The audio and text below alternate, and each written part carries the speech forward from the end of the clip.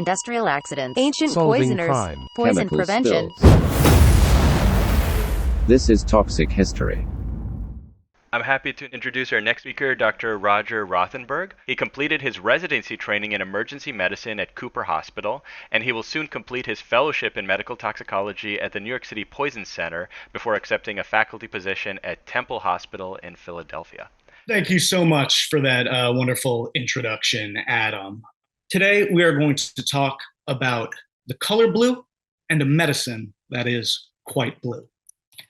Before we start, I have no financial disclosures, and I used no generative AI or large language models in the creation of this presentation. I'm going to start off with a kind of ridiculous question. What color is the sky? Right, we would say it's blue, obviously. That's our word in English for the perception of a field of photons with a wavelength somewhere at 430 to 500 nanometers. Now, that's an arbitrary term, right? The wavelengths are continuous. We could choose to slice them up any way that we wanted. Ultimately, the purpose of our words for colors is to categorize or distinguish things in the environment. As a language changes over time, if there's something that is rare, you don't see it very much, or there's no benefit to really pointing it out, there may not be a word for it. So the English word blue, it didn't really mean what it means now before about the 1200s. And that's basically when Europe started to use many more blue dyes. So if you were to ask Homer of the Odyssey, not the Simpsons, he might say that the sky is bronze colored. And he did describe it that way. That's actually the word used in those epics. In fact, early Greeks didn't have a word specifically for blue. It kind of could fall, if it was dark blue, under their word for dark colors, or if it was light blue, under their word for lighter colors. And early civilizations had a similar color scheme. Generally, white, black, and red are the first color words that tended to develop because these were the pigments that were available and because these were the helpful things to distinguish in the environment. This is one of the more famous examples of cave art found in modern France, thought to be around from 15,000 BCE. One theory of language development is that words for color develop sequentially over time as the language evolves. And part of this is probably biological. The cones in our eyes, those are the structures that detect color, essentially. 98% of them are the two on the right depicted here, attuned to red and green. Only 2% are on the left and really able to distinguish blue. And it makes a lot of sense to distinguish between light and dark, day and night. It makes sense to see the color red, the color of blood, the color of the tasty or poisonous red berries or apples or tomatoes. But it's much more rare for the color blue to be really salient in nature or in life, especially in earlier civilizations. Except for the sky, which is arguably blue, there are a few natural blues out there. But the quest for blue and blues led ultimately to the discovery of kind of miraculous toxicologic antidote that is still in use today, that I'm going to get to eventually. Lapis lazuli was one of the first sources of blue pigments for people. It's a semi-precious metamorphic rock, mostly found in the region that today we would call the Middle East. Very pretty, but impure with these streaks of kind of yellow in it, rare and hard to get a pure blue out of it. Still, many cultures did use this color early on, but not so much in Europe. Vermeer used almost exclusively lapis lazuli for his blues, but again, expensive pigment and not available to everyone. We needed alternatives. Isotis tinctoria, or the woad plant, was the more common source of blue pigments, but it wasn't a very good one. It had a low concentration of the actual chemical that is responsible for the blue pigment from plants, and that's indigo. Woad was used by the early Germanic peoples and the Celts pretty extensively, but they were considered barbarians by the Romans, who were the dominant culture in Europe at that time.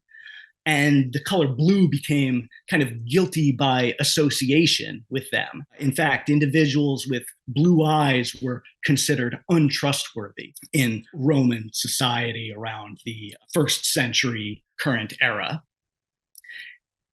Getting blue out of these was very labor intensive too. The leaves had to be plucked, crushed into paste, cured for weeks, and then concentrated. That paste, incidentally, was called pastel, and that's where the word pastel comes from. That meaning broadened out to mean any light colored pigment. But that kind of gives you a sense of how vivid the blue you could get from woad was, which is not very.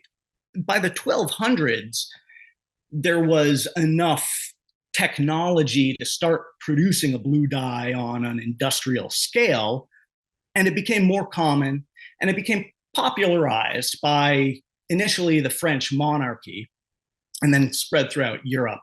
And it took on connotations of nobility and joy and peace.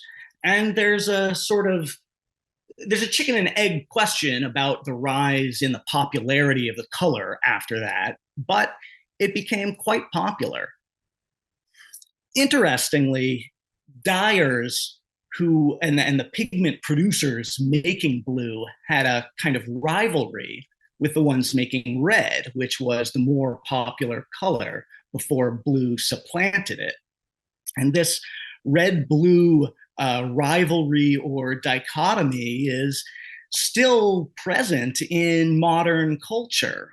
It was a big feature of the Protestant Reformation, where blue was kind of promoted as a less indulgent symbol. We, of course, have modern day Democrats and Republicans, red and blue, the original Game Boy Pokemon, red and blue, and then, of course, some modern American, particularly West Coast gang affiliations represented by rivalry between red and blue. This is a block, essentially, of concentrated indigo pigment, and that's indigo in molecular form on the right. Indigo is still used. It's the blue in blue jeans and much of the colors that we wear today and that we use. But woad is not a great way to get it. A much better way, as you might imagine from the name of the chemical that we're talking about, is from indigo. This is Indigofera tinctoria. It gets that name because it was mostly found or indigenous to India. It has a much higher concentration of indigo than woad. And by the 1700s or so in Europe, woad really fell out of favor and cultivation of indigo was preferred. Now, it was still quite expensive, up until the colonization of the Americas, where a variety of indigo was discovered and could be cultivated and processed inexpensively through slave labor. Newton's discovery of the spectrum of light as refracted through prisms really continued to popularize the color blue and change the entire conception of color. This is what led to Goethe and Romantic artists eventually taking on blue as the association with the feelings of melancholy, and that later led to the naming of blues music. But indigo still is not very stable, it's hard to extract, it fades over time. So there were efforts to find a better blue. And ultimately, in 1876, a German chemist, Heinrich Caro, was the research director of a dye company called BASF. He was experimenting with aniline. Now, aniline is a chemical that actually was originally produced from indigo. We have better ways to make it now. But aniline was a molecule that's very reactive and very able to be manipulated. So this kind of early organic chemist was trying to make new pigments and made a few that are still used today. But among them was the one that I'm showing here, methylene blue. Incredibly vibrant.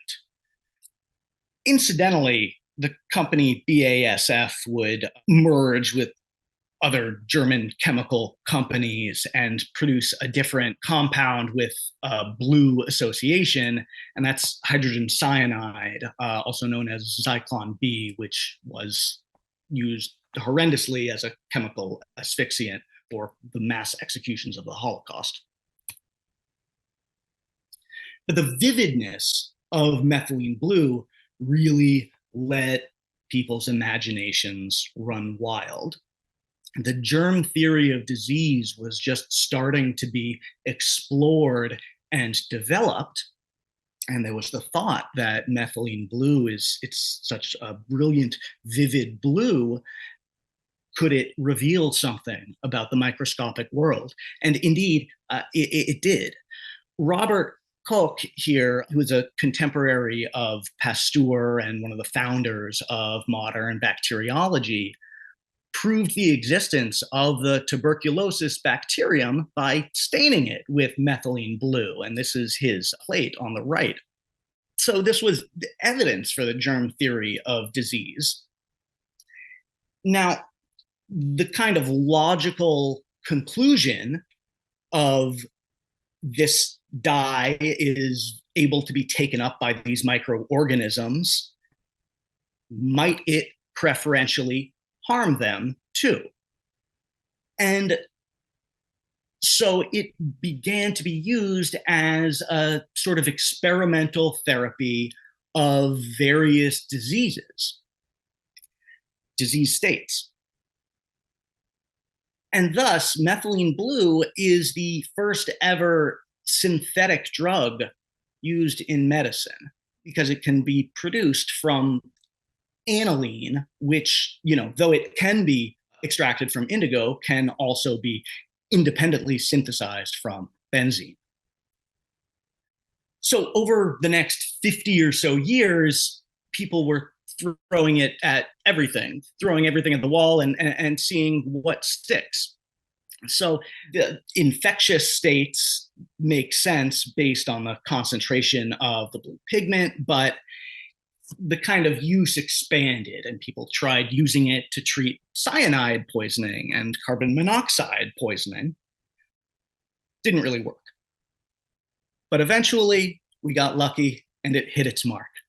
So in 1933, There was a student working with aniline dye, incidentally, which is the molecular structure is shown in this slide. He got a headache. His skin changed color into what's described in this paper as a sort of mauve lavender, but a color that today we would call cyanotic or blue. He also had a very altered mental status and looked quite gravely ill. So, given the popularity of methylene blue for cyanide and carbon monoxide, which this patient's condition didn't quite fit, but it wasn't really clear to them what was going on with him. They tried giving him a gram of methylene blue through an IV. He immediately, within the hour, improved drastically, went from looking like he was on the verge of death to being a fairly normal guy, although he may still have had a blue tint from the methylene blue itself. And we were off to the races with this. We have a very good antidote for this condition. What is this condition? I'll just briefly touch on it. Methemoglobinemia is the term for it. It's fundamentally oxidation of the iron in hemoglobin, leading to its inability to carry oxygen. So we need hemoglobin to transport oxygen from the air to our lungs to our tissues, and methemoglobin is unable to do that. So depending on how much you have, it's effectively you have no blood. It can be acquired as from the student with aniline dyes, or there are some heritable methemoglobinemia. This is a depiction of Martin Fugate in 1800s Kentucky, who went on to produce a blue lineage. As I said, these patients look quite sick and they have an oxygen saturation that is stuck right at 85% usually, no matter how much extra oxygen you might give them through the face mask. They don't need oxygen, or at least not oxygen by breathing it in. They need to be able to use their oxygen, and most of the time they need methylene blue. Methemoglobin has been responsible for several outbreaks throughout history. There are a number of ways you can get it, among them sodium nitrite. One incident in the 1950s led to 11 individuals becoming inadvertently poisoned by sodium nitrite and showing up to various hospitals looking blue and very, very ill. Rouchet writes the really incredible story of the medical detective work that led to the identification of this condition and ultimately tracing it back to the place where it had occurred. And the reason for it was that the nitrite had fallen into the salt. So, over the last 100 years, there have been many, many cases of methemoglobin treated with methylene blue. It has become a staple toxicologic antidote. There are some unfortunate iatrogenic issues with administering it sometimes, although it seems to be fairly safe. The data is quite lacking overall. It's all case reports, like I said. That led to this self-plug here, where I and some of my excellent mentors went through 20 years of poison-centered data to look at patients who developed methemoglobin and who were treated with methylene blue to kind of better characterize outcomes and how well does it work. Well, it works incredibly well. 98% of our 180-something patients who got it immediately improved. Surprisingly, one of the biggest culprits of the induction of methemoglobinemia was alkyl nitrites, also known as poppers, which are sold legally, but with the implicit purpose of being used as a recreational substance, meant to be inhaled, produces euphoria and smooth muscle relaxation. The issue is it's in this little bottle with a lightning bolt right next to the 5-hour energies in your New York bodegas.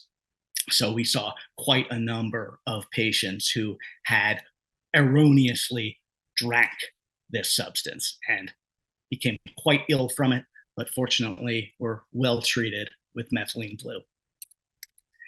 Now, methylene blue has resurged in this new era of pseudoscience and social media grifting.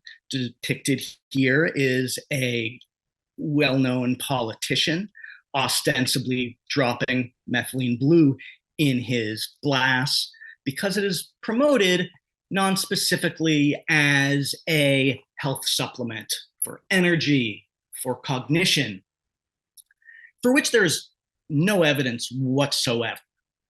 Let me be clear. There is no evidence that outside of the treatment of methemoglobinemia, methylene blue will provide a meaningful benefit to you. What's more, we do know that methylene blue in very large doses can, for biochemistry reasons that I really don't have the time, and I think the audience probably has no desire to hear, but it can produce methemoglobinemia in large doses, and it is orally bioavailable. We typically give it intravenously. We almost always in the hospital give it intravenously, but it is orally bioavailable. So you could potentially get toxic from this. Now, this is just an example. I found a 50 milliliter bottle of 1% methylene blue.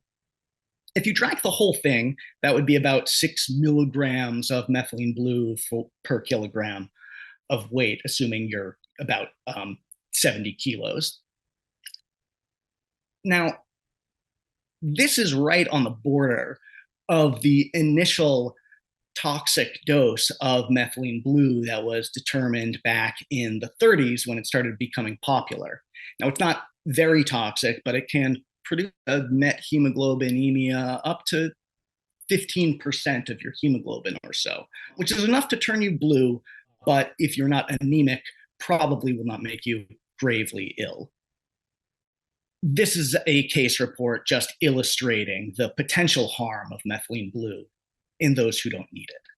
So while it is a truly amazing molecule with a beautiful, brilliant blue color, I cannot advocate for the consumer use of it.